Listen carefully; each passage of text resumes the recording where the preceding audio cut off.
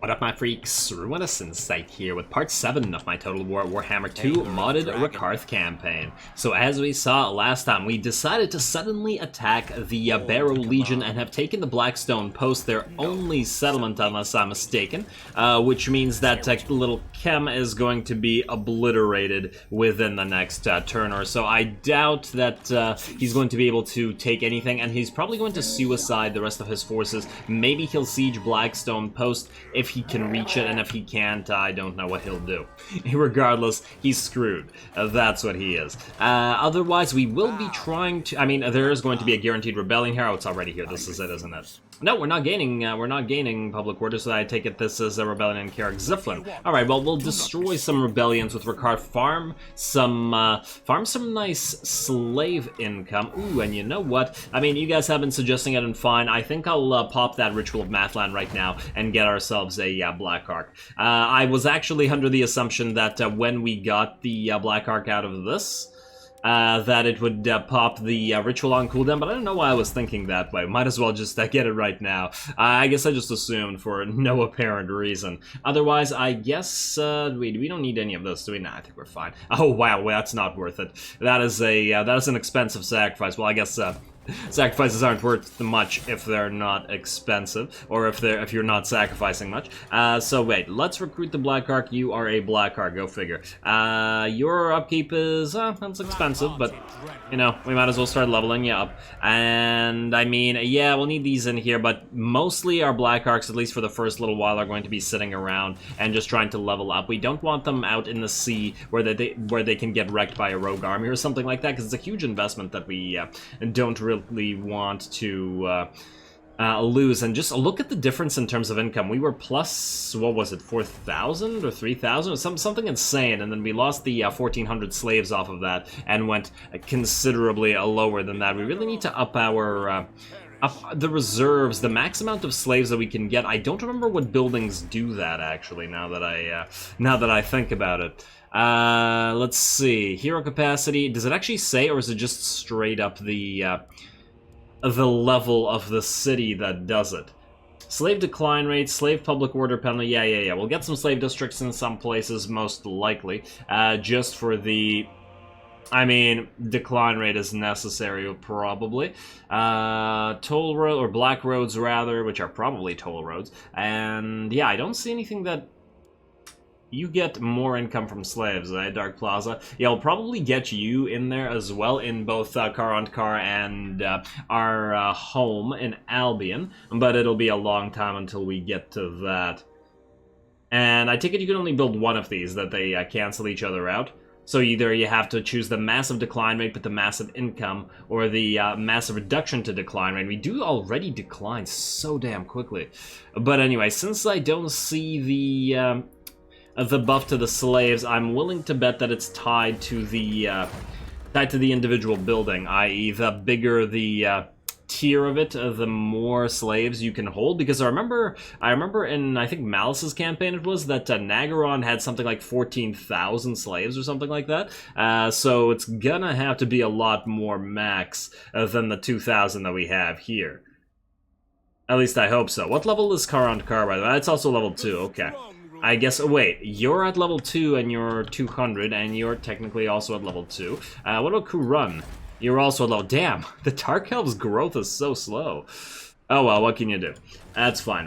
Settlement upgrade actually does sort of make sense for elves now that I think about it. Let's see, Gorcel, we are not going to spend money there, but I know that next turn we will be going for a Skull Island. Presuming that the victory is there, we might as well spend more money on making more money. And I bet that's just about it. We have an imminent rebellion here in the Northern Grey Mountains, which we are perfectly aware of, and I guess we end the turn and try to get that Skull Island. There's the rebellion, another one of these little armies. I actually wonder if the Blackstone Post Army will have to move through this army and whether they'll kill each other. Volkmar the Grim's moving through our territory. I mean, it's inevitable that they'll declare war on us, with just the fact that we don't really give a damn. Oh, Reichland is fighting Arguelon, and Arguelon is fighting Karond Kar. Huh. You know, it's funny, I allied with the With the Wood Elves as Arcan, can we ally with the Wood Elves with Rakarth? That would be really fascinating. Blackstone Post. How? Okay, you can't defend yourself, so we need to be wary of these forces. Okay, I wanted to just straight up hit Carrick Ziflin right now, especially since it's so weak. We could probably auto resolve it out, but whatever. If we can't, we can't. That's fine. Blackstone Post. You're gonna take some damage. We are going to get. Well, we're already getting the iron smelter here. I guess in theory we want the slave gate, but we'll start off with the torture posts because you're going to have a very, very screwy corruption, and it's going to be, you know, screwing you, and not in a good way. Alrighty, so I guess Rakarth, you can destroy the... You know what, maybe just sit here for another turn, just heal up a little bit. We're not at full HP. We might as well let this rebellion build and get us some more public order and then some more slaves out of it. So yeah, Rakarth, sit tight for a little while. Shakara, you're gonna get ready to move. Admiral Movar. He likes moving around. He is a mover. Oh man, okay. I'm an idiot, but I just thought that was funny. Alright, assault garrison, go. There we go, and yeah, that was kind of a waste of cash, but let's go for... I mean, I guess we could go straight towards Grandmaster through all of this. But mainly, I mean, you're getting closer to increased slave income, which is the reason that we made you in the first place. We don't actually need you to level anywhere past that. I mean, wait, how many points do we... You know what? Ideally, we should level you up to the point that you can get Grandmaster as well. Enemy leadership, enemy characters in region. Yeah, you know what? Fine. Let's go through hidden paths. Ignore the rest of this. Oh, but then we'll have to get you to level, like, 13 or something. Oh, well, it is what it is. There is power. I just clicked Foreign Trespasser Volkmar the Grim, and it's right here. Weird. There's Carl. Oh, wow, what the hell is this trash army, Carl? What are you doing? You're gonna get wrecked by the vamps like this. Get a better army and fight back. Why are you so incompetent? Okay, fine. Shakara, you are gonna have a nice cinematic battle for yourself. Hey, Hagrief, what you doing out here? We're allied, right? We're friends. We're good friends. We're very, very good friends. Please don't attack us. Are you gonna be willing to join the fight against the Ripperhorn, maybe? Let's see, Harganeth, how about join war against the Barrow Legion? Low? Really? Okay, fine. How about join war against the Ripperhorn? Still low. How about we'll join war against no one? Okay. Yeah, the reason why I wanted to do that was just to level up our friendly attitude. Oh, wow, you're not as friendly as I would have liked you to be. Do we just go for the defensive alliance with Harganeth? Oh, man. It'll prevent her from eventually attacking us. Diplomacy. Unless it leads to war. You know what, maybe we just keep buttering her up with small gifts, I guess. It's not that much at the end of the day, and we can keep the relationship positive. I just hope it doesn't end poorly where she's suddenly like, okay, you know what, I'm gonna attack you. Let's see. Ideally what will happen is these two will confederate, and then we can confederate the last one, but it might not happen depending on whether they start losing fights or not. Now, you don't want to give us military access. We already have the non-aggression agreement and trade, but I will give you another bit of a small gift, 743 for that one. And just to keep you, once again, buttered up. Now, Shakara, let's get you ready to go. Oh, damn, I was hoping to go into Druki First Strike for this, but unfortunately, not going to be an option. Alright, this is going to be your test. It's going to be a difficult battle for you. And, oh, wow, that is not a great army to face with this. Wolves, it's going to be all you guys. What the hell?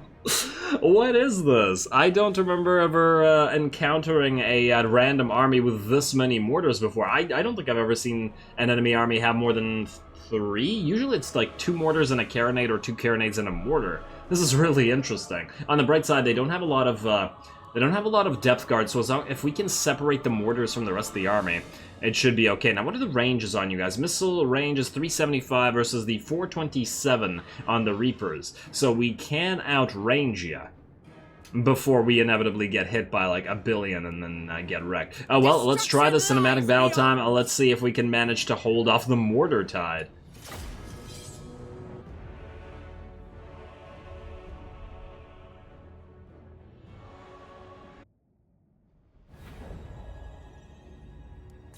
Alrighty, so the first thing I have to say about this battle is the fact that the enemy admiral's name is Sammy Bootycatcher. And once again, I would just like to put in the Vampirates for contention as the faction with by far the best names in Total Warhammer, because they're always gold. In 40k, it's usually the orcs, but the orc names aren't as funny in this. As the vampirate names are. But oh well, anyway, other than that, we have a really odd battle here because they have so many of these damn mortars. I feel like this battle basically can go one of two ways. It's not going to go evenly, it's either going to go horribly, horribly bad, or it's going to go really, really well. It really depends on the degree to which the enemy can bring their mortars to bear on our primary army. For that reason, we have set up our army a little bit differently than usual. We're obviously going to keep the giant wolves in the back here ready to attack the mortars as soon as they've separated from the rest of their army, but otherwise we have actually set up our artillery up front, the Charybdis and our Dreadlord up front as well, just in case they get charged, and these guys can survive a counter charge, and I suppose the Lord can get away if she really feels like it. But otherwise, the Reaper bolt throwers may be able to actually attack the mortars before they reach us. One thing though, I swear that the range of the mortars, wait, it's at 375 as opposed to, oh, 350. Oh, it's actually more. Damn, I swear I checked the ranges before starting the battle, and I thought it was actually more range on our Reaper bolt throwers, but apparently it's less, which is very, very much problematic. I remember when I just started the battle and thought, hey, wait a second, why are the enemy mortars, why are their ranges appearing to be at or better than ours? And then, you know, the problematic stuff happen. So we're going to start by trying to pelt a few of their dual-wielding depth guard while we try to move into range of the enemy mortars. And this is the issue here. The enemy mortars were able to set up, and they are now in range of the enemy. I do love this battle line of mortars, though. This looks really cool. If they had like another line, this would have been even cooler. Yeah, I love it. I just love watching artillery get to work. It's always really fun to watch, especially the gunpowder artillery. Less so the stuff like the solar engines and stuff. That's a little bit more boring to watch. But anyway, clearly these guys outrange our Reaper bolt throwers, so we are in fact going to move them away and try to survive them, because I really don't want to waste the money rebuilding them. In the meantime, fortunately, because the enemy are firing at our own artillery, they have left their mortars pretty much undefended, and the giant wolves are moving in. They have been the champions of this campaign so far, and I don't really see that ending anytime soon. The harpies are also following suit, but otherwise they've been so important to winning so many battles, and they just rip through these mortars so damn quickly. They drop to basically zero right away, and in terms of their leadership, and look at the HP damage out there. A good job, giant wolves, and this is 2 units of giant wolves smacking around 6, I believe, units of mortars. Was either 5 or 6, I no longer remember, depending on whether that other one died, but just look how fast they pop and how fast these mortars go down. There we go. It's very enjoyable. At least, wait, are these guys... Wait, the mortar crew have dual swords? Well, that's really bizarre. I did not expect that one. How are they firing? How are they firing the mortars? Well, I guess they put both of their swords away, and then, huh. Interesting. I wouldn't have thought that would be the case. I thought that maybe they'd carry around more ammunition and stuff instead of having dual sword infantry here. But oh well. It's not like they're going to help them against the giant wolves, who have taken care of all the mortars. This looks like it'll be the last of the mortar flights. And going to drop among our army here, actually. Going to smack around a few of the bleak swords. And ooh, let's take a look at our ice blades. Let's see them compared to the regular bleak sword. So they have a unique they have a unique symbol, I think. I think they just use 2 symbols. Yeah, I don't see those among the regular bleak swords. I like it. I like it, and I guess their armor is a little bit more ornate. Yeah, looks a little bit more ornate, but otherwise it's pretty good. So we have our Charybdis moving in. Obviously, this is the regular Charybdis. It's not going to be nearly as powerful as a Charybdis under Rakarth himself, because while it does have the Abyssal Roar, it does not have the breath or the regeneration that is offered by Rakarth's considerable buff to it. Otherwise, we have a pretty simple setup. On the hill over here, we have two sets of Black Ark Corsairs who I intended to fire down on any units that went over here, but instead they were charged by a unit of Depth Guard with polearms. Of course, the Depth Guard are going to be much, much better as they are more elite unit than a Black Ark Corsair unit, but we should be able to surround them by soon moving these guys and firing into their backs. Otherwise, the Doggos are going to move up and continue wreaking havoc among the enemy gunnery mobs, while the Charybdis charges the enemy Admiral. It should be able to take care of it, even though it is not a large Admiral, i.e. it is not a... oh, wow, look at that jump.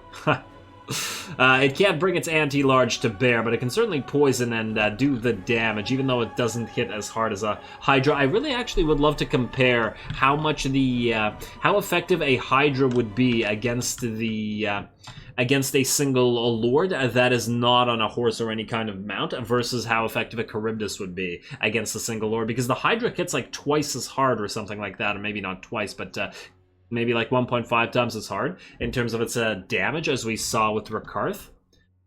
But it doesn't have that anti-large stat, obviously. Anyway, over here, the enemy dual wield, the most threatening unit on the enemy field or on the field from the enemy, this Depth Guard unit broke our Black Ark Corsairs extremely quickly, and we had to get our Dreadworld moving in to try to block them and basically maintain the line while all of our range units fired down at that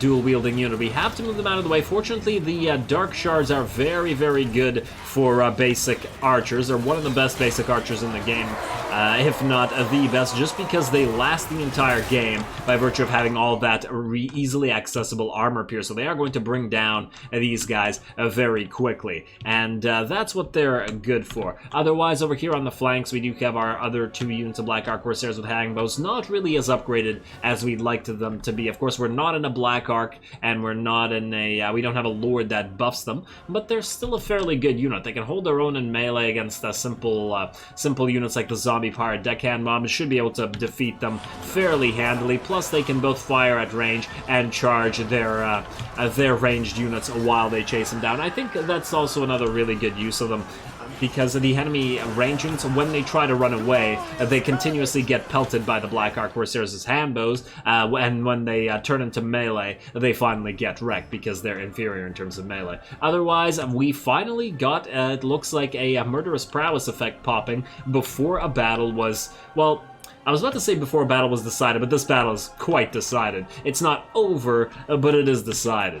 And there we go, the Doggos once again are wrecking face over here, or wrecking backs, I suppose. Otherwise, this army should be just about dead. It's crumbling. We have a unit of Doggos surrounding the enemy Admiral together with the Charybdis, so it can't get away, and by it I mean the Admiral, not so much the Charybdis, and the enemy army is going to crumble apart in seconds. There we go, looks like that polearm didn't help you. And did you just get brought down by the tail? No, you didn't. Oh, it looks like you crumbled. You got smacked away by the tail, you tried to get up, and then you crumbled apart. That was a nice little death. And there we go, or a final death, because you were undead already. Anyway, there we go, decisive victory, fairly easy one at that. I did say that it was going to be really easy, or really going to go quite poorly, and we once again saw the Hounds take care of business and destroy all those mortars before they could really do any damage at all, so there we go.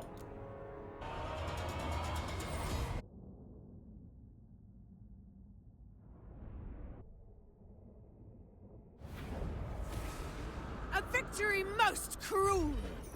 Alrighty, a victory most cruel indeed, especially for the poor artillery. Man, the Doggos were the absolute heroes there. This would have been so difficult if we hadn't summoned those in advance just to take care of those artillery. They dropped so damn quickly, and the vampirates and their mortars are very, very fragile on top of that, so they, unsurprisingly, did drop. Let's see, I was actually kind of impressed with Shakara over here, who did hold the line against those dual-wielding depth guard there and prevented them from charging our ranged line, so that was quite nice. Otherwise, everybody did just about the same. It was mostly doggos getting to work and then the Blackheart Corsairs with handbows fighting on the flanks. That's just fine. Let's see, we can get a nice 500 slaves for this, so that's lovely, and we'll heal not quite to full, but not to a terrible amount anyway. We can also take the money, but I think we need the slaves more because the slaves translate into money anyway. Hey, and we captured ourselves another Charybdis. That's always nice, as well as the free 20k that we were looking for, and a scroll, or a speed of Lycos. Oh, no, it is a scroll of Lycos. We don't really care about that, though, because that doesn't really give anything. Oh, damn, I was hoping that you'd level up to 10, but unfortunately, not quite to your word of power. Gonna be disappointing to get rid of you. But unfortunately, I don't like your buff, so you will be replaced. Alrighty, well then, let's in the meantime get Line Breaker. Keep buffing up these basic units while you have them. And then, we can actually heal very slightly in the sea here because it is shared. Who's it shared with? Who else is shared with? Oh, I guess it's supposed to be shared with Norska?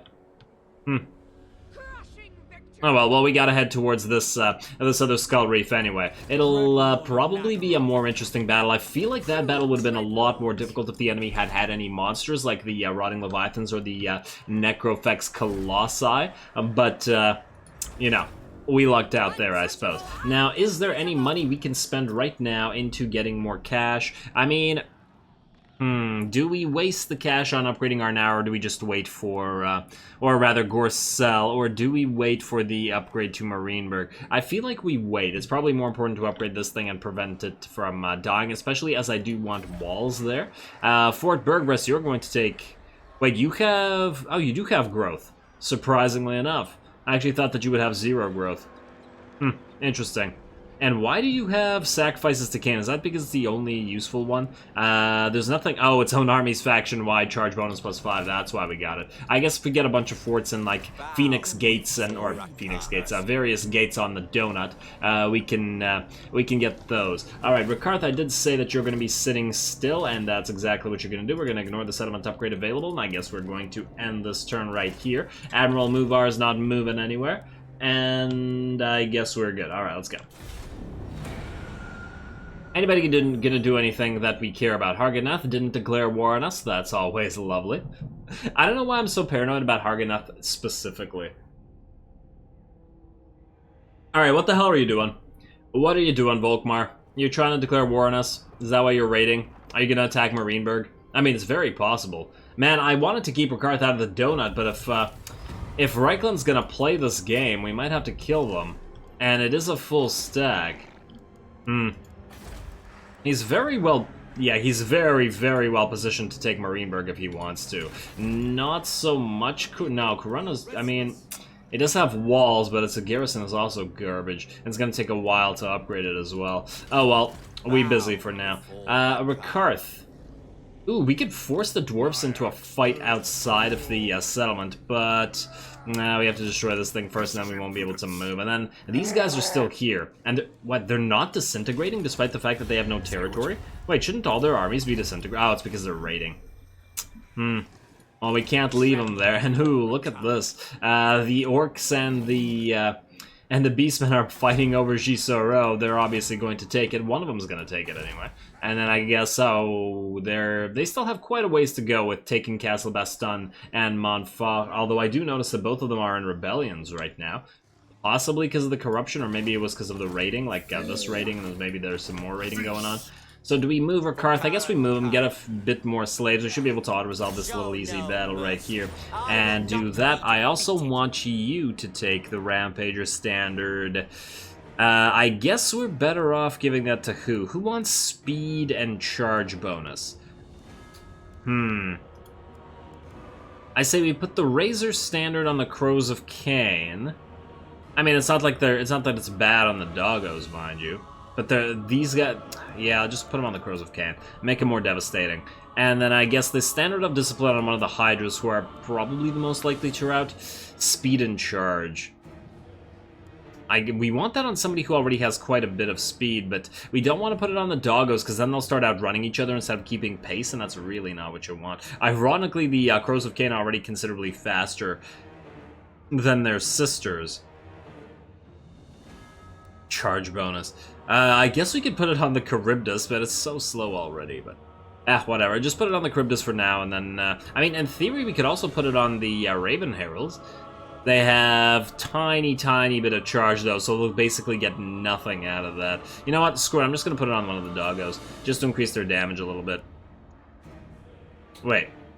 That only gives them... Oh, it increases base charge, and their base charge is weak as well, so that doesn't change anything. Alright, fine, just put it on the Raven Heralds, give them even more speed, so that if something were to attack them, they'd just be able to get out. Obviously, you can auto-resolve this trash, and we are going to... Wait, what?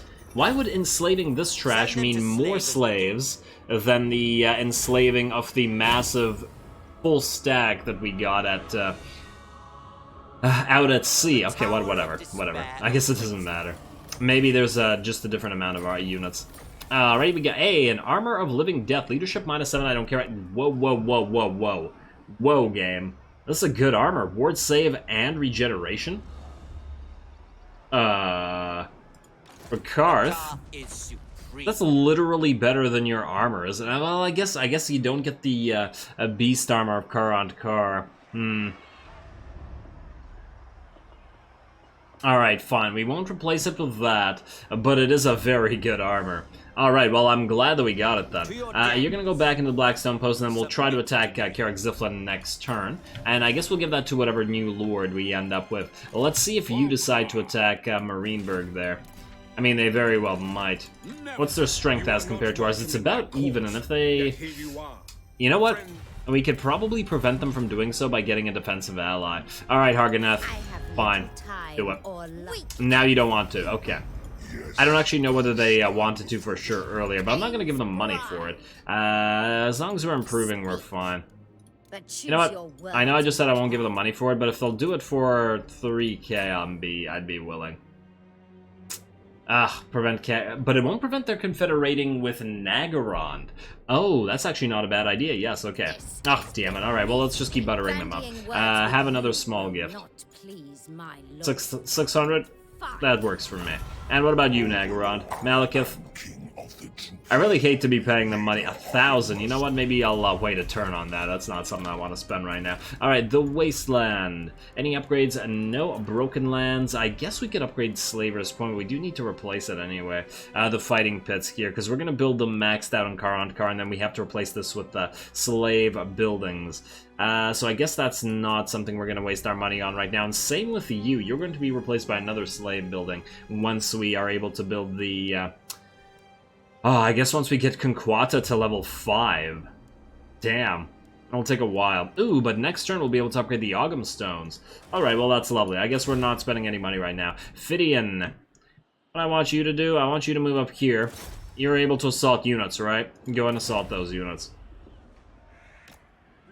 I mean, these guys, their relationship with us is actually improving, ironically enough. You know what, while you're here, just... Doesn't matter, just assault Garrison here. Wow, okay. Well, that's irritating, but not much we can do about it. Oh well, it happens. It happens. And, okay, move R, you don't need to move. I'm just going to keep inadvertently saying that. We can't put you into... Yes, we can put you into Dread Expansion while you're in a port. Alright. Well, then sit in Dread Expansion, buddy. Shikara, you do not need to move this... Actually, you do need to move this turn. That's a Fell Cargo. Is that a fight or is that not a fight? I don't remember. Well, let's move towards it. If it's not a fight, then we can just keep moving towards the next Skull Island. And you can't quite reach it anyway. Alright, well, that's perfect then. And otherwise, I guess that's another end turn because there's really not anything to do. There's no forces of High Elves moving towards us either, are there? No, it doesn't look like it. I want to be moving towards them, but it's not an option quite yet. Alrighty, well, let's end the turn. Let's see if Volkmar does anything, especially since we now no longer have the assassin to, you know, harass him. Nope, you're going to do what? What the hell did you just do? Did he just attack the orcs there? Huh, interesting. mean, I'm not gonna fault his choice, I guess. Oh, Barrow Legion has been destroyed. Bjornling, you want an alliance of some sort, no doubt. You do like us, but I think the trade is fine just now. I don't want any defense... Wait, do we want defensive alliances with Norsca? You know what, not yet. I'm probably gonna go defensive alliances with some Norskans later. You're gonna declare war on us, no doubt. Yeah, that's fine. I don't really care about you. Who are you, by the way? You're Paravant. So you're down here. We're not even sharing a border. Alright, well, you'll probably move towards us. We'll have to find you. And Ripperhorn. I don't even remember why we're at war with you. Oh, I declared war on you because you're at war with a Nagaron. Where the hell are you? I would actually really love to know where this faction is in order to determine whether we want to declare war on him, but I'm not going to peace out just because I don't want to make Malekith unhappy. He's unhappy enough as it is.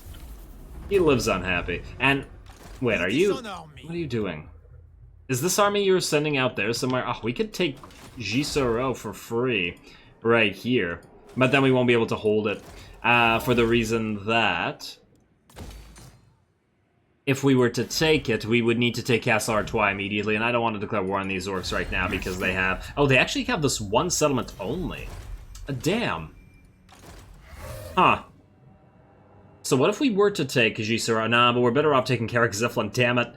There's so many options right now, which is ironically kind of a problem. I also don't like how you're moving up here, because it seems like you might be moving all the way to Longyi or something like that. Well, let's upgrade Longyi at least and give it a...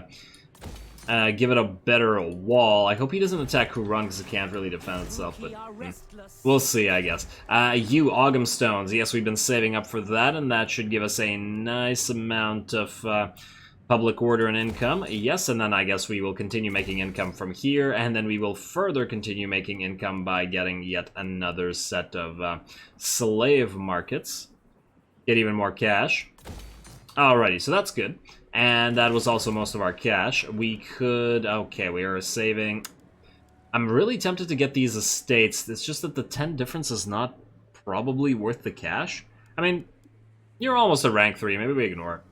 Yeah, fine. Fine. We'll ignore that, and we'll ignore this as well. Okay, and that looks like another easy turn, other than the attack on Ziflin. I think this is auto-resolvable.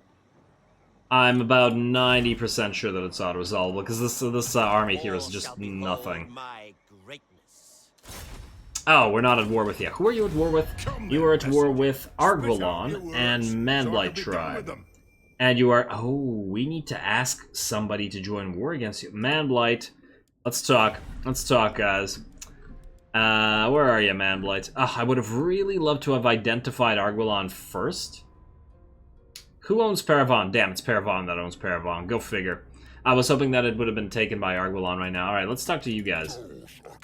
Can I not? Why can't I click on you? We're not at war with you, right? No. Are you a faction that doesn't talk? Manblight Tribe. No, I guess you just can't click on them. Alright, we will join war against Karak Ziflin if you do nothing. Thank you. Alrighty, and once again, the reason I'm going for this settlement is one, so that we don't have to deal with Grung Zint rebellions, but also so that we can get the entire province of various trade goods, because you gotta get those trade goods. Alright, go for Mr. Harak Ironbeard. And oh, hello, who do we have over here? It's Carl. Are you gonna really run? You're gonna abandon Karak Ziflin. You cowards. You should die for your one and only Karak, but okay. Now it's lost, and there's no reason to fight this whatsoever. Alrighty, well, free Karak's a free Karak. And Scarecrow Banner that we don't care about. Northern Grey Mountains is now ours, which means we can pop it straight into demand highborn hostages, and no more slaves is fine. And then we start off with a Halls of Mustering here, which we don't need, we're going to delete. And I guess we're going to keep the torture posts. We'll build dyes here, and then we'll build estates in both places so that we can get nice levels for our for our settlement. Rakarth, you just hit up rank 18. We could get abundant corpses, but it doesn't really do all that much right now. Let's see, Bleak Swords, Black Ark Corsairs. Probably don't want to waste a point on this. I did want to get all the way through to Beast Slaver. Pack Hunters will be useful eventually, but we are not using it quite yet. Maybe it's time to start making Rakarth a good fighter. Or at least a better fighter. I mean, he's okay. but we actually haven't gone through his fighty tree at all yet. So there is definitely a reason to do so. Alright, fine. Let's start with hard to hit, because you're not hard enough to hit. And then you, Boudica, who's been along with us since the start. I'd like to go into Potent, but I guess we are moving through this to get those upgrades for the Daughters of Cain. Wait, aren't the Witch Elves the Daughters of Cain? No, no. I'm thinking of Brides of Cain. Oh, this is just gonna get confusing now. Alright, let's see. A Demonic Whispers, -2 miscast chance, and cooldown for the enemy. Ooh, melee attack. I mean, I'll take the melee attack. Yeah, it's fine to have the miscast. It's actually probably a good thing, but in the rare occasion that you need to hit somebody, you might as well hit them a little bit harder, especially since you do have the magical attack, and in aerial combat, we might actually rely on you on rare occasions. Alrighty, so that's good with you guys. And I believe... Oh, Shakara, you need to move once again. Forgot about you. Alright, let's move in here. Action stations! Action stations, we'll go for the captain's chest. We got another trunk of maps and pigeon plucker pendant, but unfortunately no free 5,000 gold, which means as long as there isn't a rogue army nearby... No, it looks like Captain Sissoko is too far to be concerned with us, so we are going to move right into full speed and go around the Maelstrom over here. Well, not the real Maelstrom, but the this little mini Maelstrom, and try to hit up that next Skull Island. And there we go, yet another end turn. How much money are we making from slaves over here? 1,000, really, really not enough. And let's see, Karond is okay. Northern Grey Mountains, you're going to rebel eventually. Otherwise, I think we're okay. I just got to make sure that we don't accidentally max out our money. And yes, I will be doing the fight for the Whip of Agony. One of the reasons I've been delaying it so long is casualties, but even more so than casualties, the Whip just really isn't that good. It's one of the less powerful legendary quote-unquote items that some lords have. I mean, yeah, -25 melee defense is fine. It's not a bad hex to have, but otherwise it's some, you know, slight buffs to Rakarth. Discouraged isn't a great ability. It does say greatly quote-unquote lowers leadership, but as I recall, it's like by -10 or something like that. It's really not that much. Granted, it's more effective when you're on a dragon and smacking a lot of units around, but still. Other than that, doesn't really give much. There are legendary items that give, or quest items, whatever you call them, unique items, that give melee defense and damage resistance like this beast armor, but generally speaking, ward save or faction-wide buffs, or like buffs to specific types of units, none of those are on the whip, so it's fairly lackluster. But we'll still get it, not to worry. We just had bigger concerns with getting this little mountain ridge, which now belongs to us. Ironically, the Dark Elves are now the ones separating Bretonnia from the Empire. Kind of an interesting little emergent storytelling thing that we got going on. Anyway, let's end the turn. And let's see if anything interesting happens this time. Argoneth, you still love us? Yes, you do. Got nervous there for a second. Volkmar, you're gonna trespass again. What are you gonna do, Ziflinites? You are going to suicide here. Yeah, that's fine. What? Really? Really? This is the balance of power. Really? You know what, I don't trust it. I'm pretty sure that all this is saying is that these units are all gonna die. Right? I mean, this is pathetic. What are you talking about, game? There's no way we possibly need to fight that. You know, I don't think so. I'm gonna quick save it and auto-resolve it. I think this is just lying. Yeah, it was lying. It's just this that was gonna die. That's fine. And we'll enslave the rest. That's all gonna recover. Who cares? That faction is now dead. Bjornlings, you love us. You want a military alliance? Thank you, but no thank you. Maybe later. We need the rest of your buddies to get ports so that we can trade with them. And in fact, maybe I'll take a look at the diplomacy between the episodes. Paravon, are you headed out to Fort Bergbris? I do think that you are. Wait, are you able to go past it? I don't remember whether it can go past it or he has to go through it. If he has to go through it and he attacks, it should be able to defend just fine. We've got 2 frickin' Blackguard of Nagaron here. Yeah, that's fine. I'll ignore him. Enemy killed in battle and Carrick Ziflin destroyed. Alrighty, now we have to decide what to do. Oh, it looks like Castle Baston is being attacked, most likely by the orcs. It does also mean we could, in theory, grab Gisoro and grab Castle Artois for ourselves. Yeah, it'll mean attacking these orcs here, but it's a free castle, right? I mean, it will also mean abandoning this area without knowing what's going on in Paravon. Before Rakarth. Which is kind of annoying in and of itself. But I guess if they take Karond Kar, they take Karond Kar. I mean, who cares, right? Do we really need Karond Kar? I don't think so. Let's go here. Who are we trespassing? Who's territory? Oh, Blackstone's territory? Yeah, okay, game.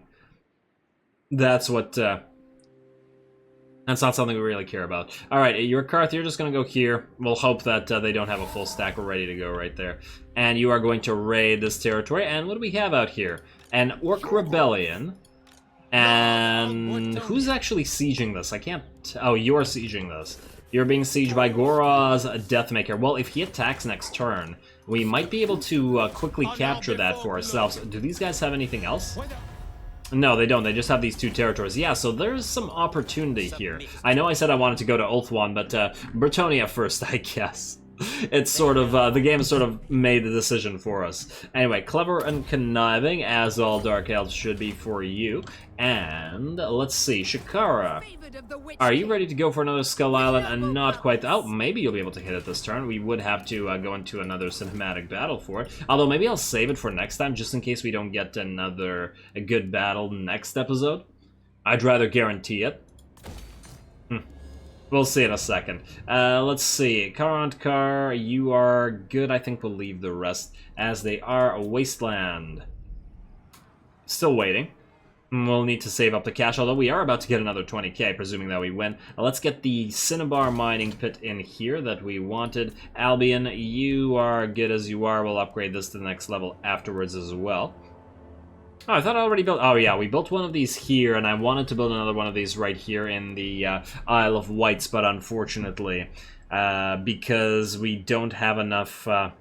we don't have enough growth, we can't build it here. The other option would have been to delete this, build it here, and then... Nah, but what does that change, really? Oh, man, the growth. Such a problem. Such a problem for the Dark Elves. Alright, and I think that's it. That's all we can build right now. At least that's all we want to build. We want to save up enough money to build that Dark Elf Harbor in Karond Kar anyway, as well as some, probably some guild halls or something like that. We'll get to it. Alright.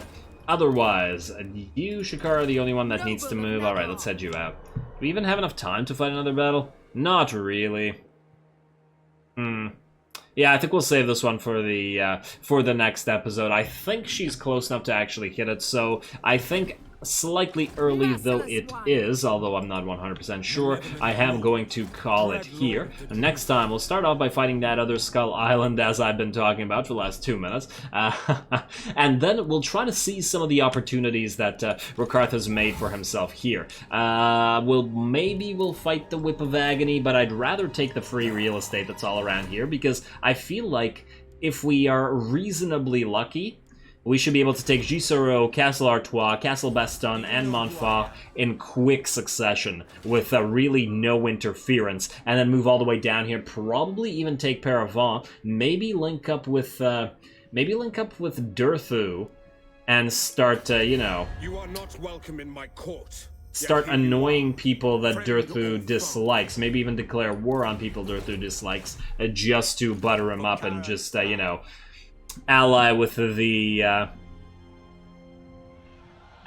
Wood Elves. The Dark Elves might not like the Wood Elves, but Durthu's faction and some of the more evil forest spirits, I feel like would feel right at home, along with some of what the Dark Elves like to do. So, you know, there is opportunity there, certainly. And at the end of the day, the Dark Elves would rather probably ally with them than any of the lesser factions, like the Bretonians or Imperium or Empire, etc. Anyway, I guess that's a problem for next time, so let's see what we can take, or how big of a chunk Rakarth's Maws can bite out of Bretonnia next time. So with that said, as always, I do appreciate any and all feedback with regards to the gameplay or the way I do things on this channel. If you have a second, please do take it to leave a like and or a comment to support the channel.